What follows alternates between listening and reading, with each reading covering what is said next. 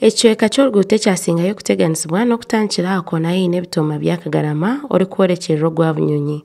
Omunyamakuru waitu wahika omwanya ogwa Kiyoora yashanga ekimotoka kihango kikwamiire omu rubaju rw'oruguuto ekyatuma ekichweka ekihango ky'oruguuto kyasharraho nikwo ezindi motoka zikabura aho kuraba. Aba bodaboda abahikira abantu baba nibagemeserezibwaho kubiiha aha piki kubanza kutambura n'ebigyere ahabw'obuteerezi bwingi.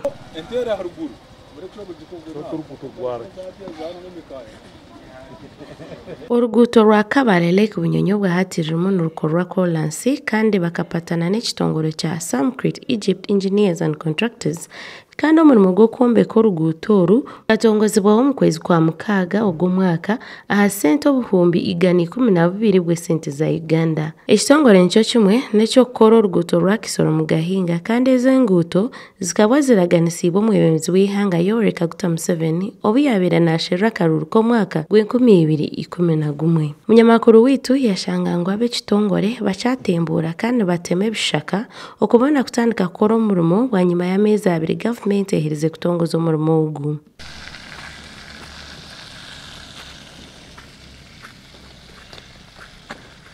Abaturage nibagira ko barebire gavumenti yatandika kukora oruguuto oru bagira amasiko ngu obundi bakipatana nibaza kugiramu obwira babayamba omu buremezi bw'oruguuto. N'okubonabona urasinga kugwa ruri twashemerwa twaja ngu bakurukura kungaki ubu batakijira twabire turaraba muje tutaravugana kebe bituri kuvugana erizo nyowe Enjura yabire Enjura rukuto gwa Bunyonyi na nise nyine tutwanje boda boda na atirira kutora hambulira tinyina no kutora cyane na kidirife kuri yangere shokora kinchino tinyine tikino kutoza rukuto Enjura yagwire munonga ekuto yone byondo bya Enjura mu abe kuto bakakora ko kabasiga side emwe ebyondo batarakiya so emotoka kizona zisinaho kuraba jwera turistaka abasabazi ni kutambuza kijere na piki zimwe turi kuterura so ibintu bitushobire nashanje umuhanda bakaguteka mebitaka babarakora inkutera za Bunyonyi imotoka yatera yatamaka bino na zona ahinga tukugwanisa ngo izindi motoka zibona hizaraba kuyarwo yaza mu bitaka biri mu kishingo cyeruguru mu kifureje rero hatimye kwatire naje zo kuhinga nari wabandi hato uri kugeza hundo ndeko wasino twakabiri we yankubanye mu kugarukamu omushuganisa w'abantu baburije hamwe n'ekitongore kiri kora oruguuto Brian Nicholas yahamya ngu basindike motoka zaba empango okuza kwamura owakwamira rubaju rw'enguuto. A situation where the rains that rained the whole of last night have made the road too slippery that some trucks have gotten challenges in navigating. But lucky enough, we have not had any fatality on site.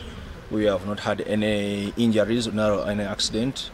And I would like to inform the public that the company has already dispatched an equipment, a machine, to go and save the vehicle. Actually, it's only one. Yayongera yashoborera ngo tubarekireho oruguuto konka barimo nibakora mpora ahabwa Enjura erimu negwa. And I would like to inform the public that in these rains that have started right now, given the terrain of the Kabale Lake Bunyonyi road, you should not expect machines to be very many on site because it's a very risky road, very slippery road, and we want to minimize on the fatalities.